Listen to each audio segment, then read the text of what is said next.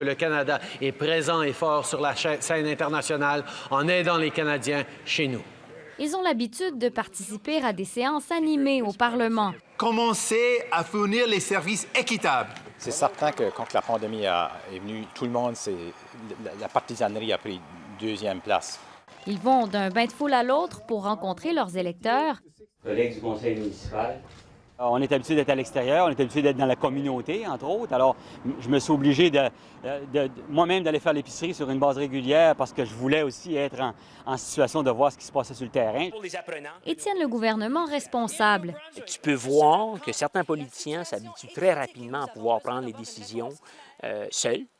Et il y a certaines personnes qui sont pas déçues, dans le fond, que l'Assemblée ne siège pas. Le travail des élus a bien changé depuis la pandémie. Faire en sorte que les gens soient mieux informés.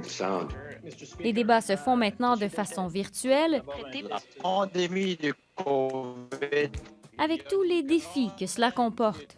Tous mes travailleurs qui travaillent avec moi au bureau, il y en avait qui demeuraient dans des régions rurales, puis moi avec, j'ai été obligé de faire brancher une vitesse pas mal plus haute, élevée, pour être capable de suivre avec Zoom le Parlement virtuel et les comités. La perception de leur rôle a évolué, elle aussi.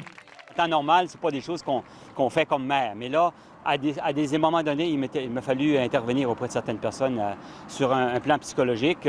Je pense que ça nous a tous remis les deux pieds sur terre, tous les députés, d'être en contact avec notre monde, puis de vraiment être des servants, là, des aidants à la communauté. Et leurs équipes sont particulièrement sollicitées. Quelques jours, c'est comme 10 fois plus des personnes. Il y avait beaucoup de questions, il y avait beaucoup de préoccupations parmi nos citoyens. Mais le défi, ça a vraiment été d'être capable de bien guider les gens avec l'information à laquelle on avait accès.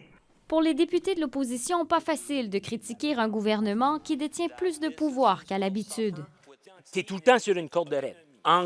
Trouver un équilibre entre,